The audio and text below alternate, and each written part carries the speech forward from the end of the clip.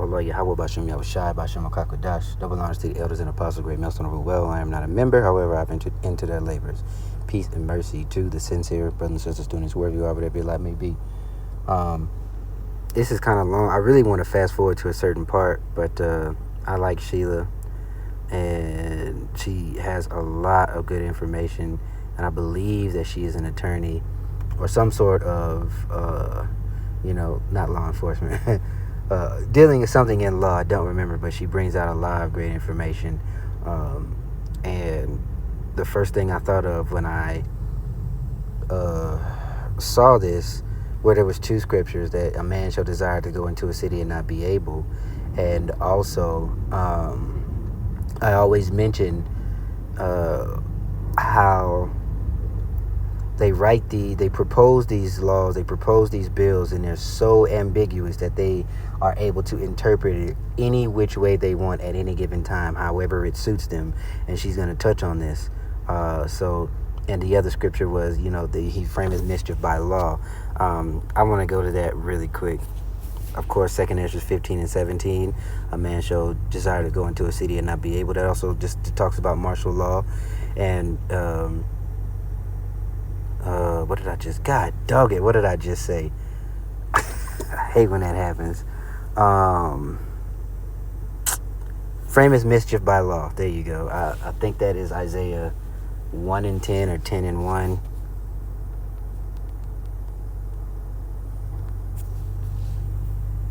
Or maybe Daniel. Song. Oh, gosh.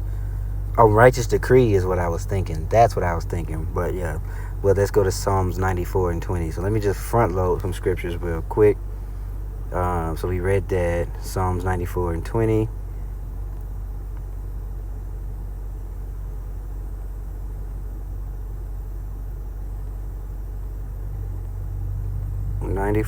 Straight to the point here. Verse 20. Shall the throne of iniquity have fellowship with thee, which frameth mischief by law?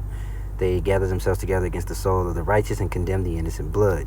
All right, but Yahweh, all right, the Lord is my defense, and my power is the rock of my refuge. And we are going to need to lean on faith heavily.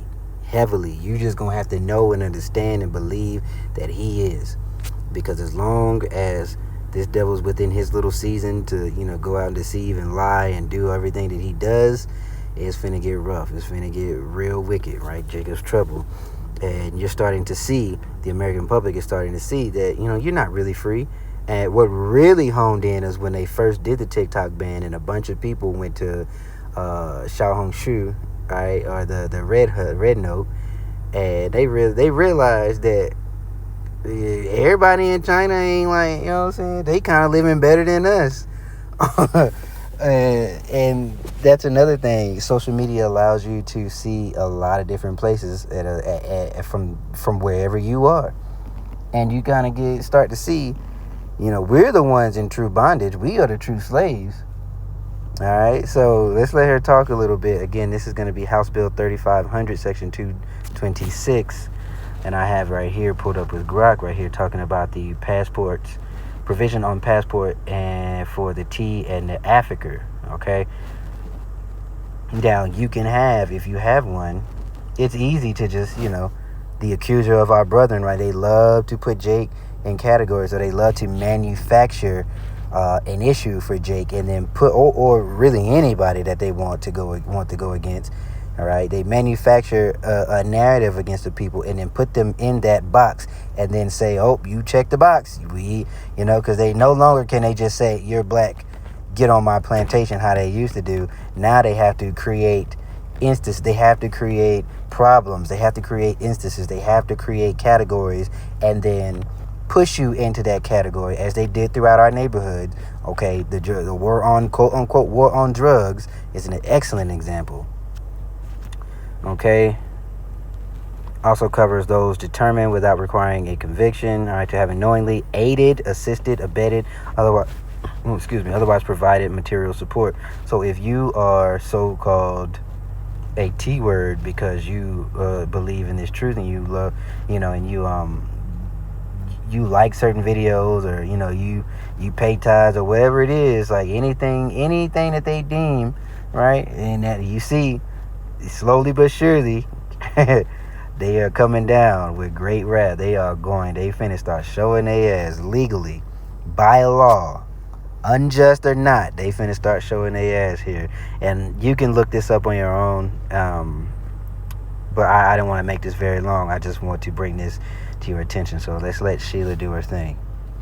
Hey, so I don't know if you guys have heard this while this entire other news cycle has been going on, but Brian Mast, and she talking about the Seakirk dude, has proposed a bill wherein... It's lucky I keep pausing it, but also notice every time there's some sort of, shooting or mass pew pew or some sort of event, boom, right behind, right up under your nose, they start passing these little sneaky bills. And there's another little sneaky one thrown in that states can be denied aid if they are anti, the S word. That ain't even real. And you can be that by not even, or you can be that simply by just saying what they are doing is wrong, simply by telling the truth. All right, so let her talk. I'm sorry. Here we go. It would give Marco Rubio, or whoever the Secretary of State is, the right and the responsibility, the obligation to revoke certain citizens' passports. I didn't want to freak out until I read it for myself. I've read it for myself, and we have a problem, and I think we need to talk about it. For starters, this isn't new, right? The Passport Act of 1926 centralized the passport authority in the Secretary of State. It said that the question of passports is federal, and it's the Secretary of State that will grant them. And typically, they are granted, right? You get a passport. You're a United States citizen, you get a passport, because freedom of movement is part of that whole life, liberty, and the pursuit of happiness bit, the foundation upon which all of this was built. And I don't know if you know this, but it's authoritarian countries that typically will restrict their citizens' movement. Think Berlin. They literally built a wall to prevent their citizens from traversing to the other side. Right, and I wonder why they are what they're doing with the wall on our border, right? Painting it black for whatever reason. Inquiring minds want to know, right? And things that make you say, Think Russia. Think North Korea. That's the type of government that you think of when you think restricting citizens' access to the outside world. And so while this authority already exists, typically it has been exercised in very, very few circumstances, very limited circumstances, like you owe child support. Hey, if you don't pay that child support, it's going to become a burden on the state. That child and its financial needs become a burden on the state. So, which Title 4D is unconstitutional anyway. You can't leave until you pay your child support. Tax evasion, same thing. Espionage, that kind of, speaks for itself. But these are the very limited circumstances wherein they typically have either canceled or revoked or not granted a passport. And what this bill does, HR 5300, which, by the way, has over 700 sections. And this... Slovakia, I said 3,500. It is HR 5300, so you see it there. Bit about the Passport Act is, amending the Passport Act, is number 226. What this does is it expands the ability of the government to restrict our travel, our ability to leave the country. So, Section 226 of HR 3500, no passports for terrorists and traffickers. Let me start with the easy one first, traffickers. Very random. I don't know why this was thrown in, but you have to be convicted of a trafficking offense, and that's very simple, right? To determine if it happened or not. Were you charged and convicted with a trafficking charge? But I want you to know how easy it is to get a trafficking charge in most states. 4 grams of an opioid in your possession, trafficking. 4 grams. I'm talking 30 pills, 30-ish pills. Let's say you've got a bottle, it's not yours. A friend gave it to you, you got it off your grandma, whatever. Let's say somebody put it there who happens to have a blue uniform and a badge.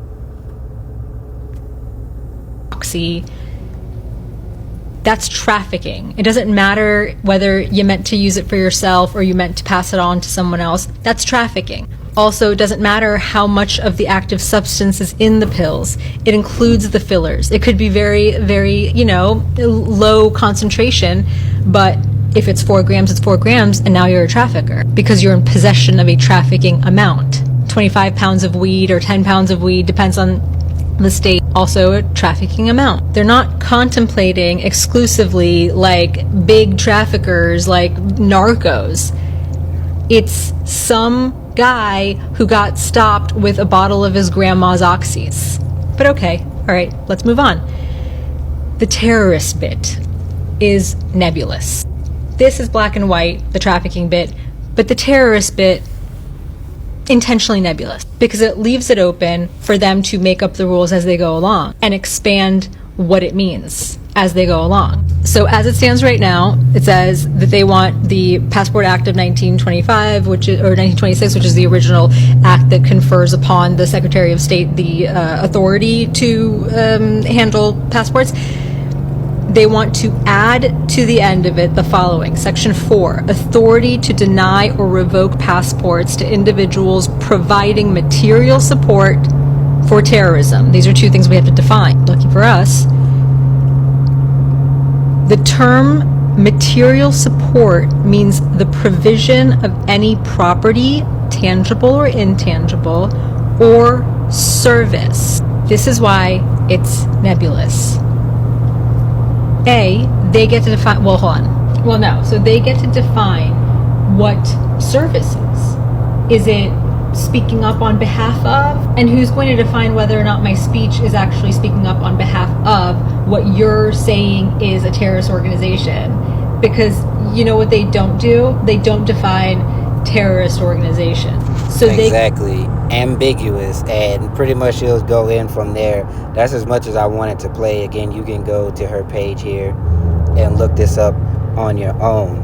But you see, frameth mischief by law, boy, and he gonna cause craft to prosper in his hand. But again, I said it before, I'll say it again. Most of these laws, or most of these proposed bills, before they were made, got the official seal or stamp of approval, they were ambiguous like this. And you can go and look at different laws that were passed, especially to restrict the Jake's movement to post-slavery.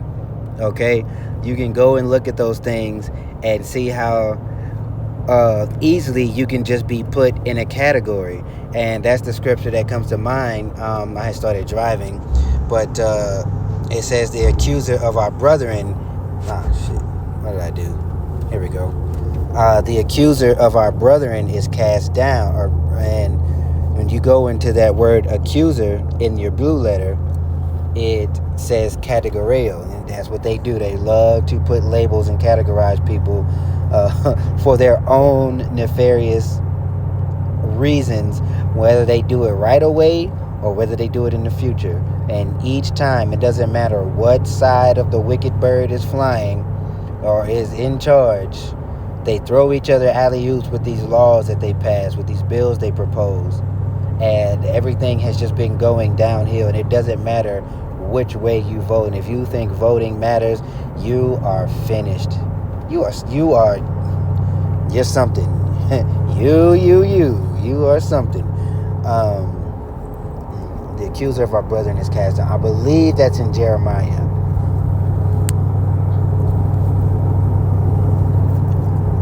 Revelation 12. Okay, sometimes I get it mixed up because of the Jeremiah speaks of the fall of Babylon 49 through 51. So let's go Revelation 12, and you can pull this up on your own in your blue letter and go into the word accuser.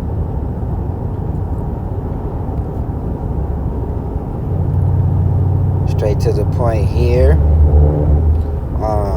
Verse 10. Actually, we'll do 9 for good measure, because the dragon and that old serpent, right? Esau, Edom, the representation that it means here. And that great dragon that was cast out, that old serpent, all right, Genesis 3, who was more subtle than any beast of the field. And you see Eve, 2/3 of our people, especially the B-dub, the black woman, they are on a sinking ship because that serpent has hung them out to dry. They are no longer useful. But let me go ahead and, let me finish this here. A serpent called the devil and Satan, which deceiveth the whole world. He was cast out into the earth, and his angels were cast out with him. Okay, and Christians love to do that weird mythology about actual angels being, cast out of heaven. That is mythology. That is not true. There is complete order in heaven. Yahweh cannot be omnipotent if there is not complete order. Anyway, moving on. And I heard a loud voice in heaven, now is come the salvation and strength and the kingdom of our power and the power of his Hamashiach.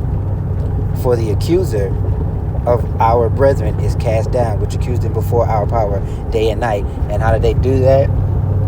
They set up environments for you to fail. Set up environments for you to go against the law, statutes, and commandments. Set up environments that put you at enmity with Yahweh. That, and foster a culture, black culture, that is completely void of accountability, void of full of degeneracy, void of anything that is righteous, all right, or anything that has to do with judgment or uprightness, okay? And they promote that, and they pay our people to rap, sing, and do all kind of things to promote that and further, or should I say, I can further turn our people into degenerates so they can point the finger and say, is this your people? Well, luckily, Yahweh is a master chess player, and that remnant, that 1/3, who he always has on standby, remains blameless. Okay? He did it with Abraham. He's going to do it again. I'm sorry, he did it with Noah. He did it with Noah, and he's going to do it again with the remnant. Again, so you just need to read this here and look into that word accuser. But I think I've made the point. This wasn't meant to be long, just something to kind of pique your interest, pique your brain.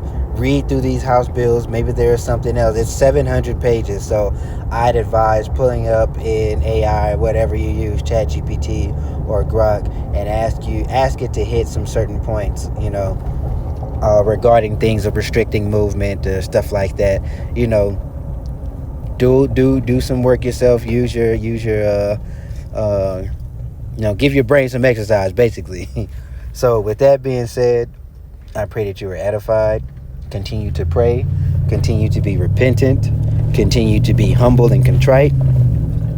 All right. Fast when you need to fast. And continue to search these scriptures daily. And don't be distracted by the things that are going on. Make sure you look. All right. If you lack discernment, pray for it. Right. Book of James, 1st chapter. It tells you if any man lacks, ask of the Lord, he will give it liberally. But you need to have that faith, believing that he is, believing that he will. All right, ask the Lord for things that you lack. If you feel like you just can't concentrate, if you feel like you're not seeing what's going on right in front of your face, right? If you feel like you don't, that eye salve, it just ain't doing what you think it's supposed to be doing, get on your knees and pray. Fast. Ask the Lord to reveal the things that you need to see so you can get up on a level, and in turn you can increase your faith. Because every time that you need to pray about something, that's just That's just an opportunity to exercise your faith. All right, and without faith, it's impossible to please Him. So you winning on all sides. You pleasing the Lord. You're strengthening your faith. You're strengthening your resolve. You're strengthening your belief. So when the real trouble hits, right? When this thing that we see, this illusion of freedom, is completely gone, you'll be able to lean on him. You'll be able to know that he is. So with that being said, Shalom.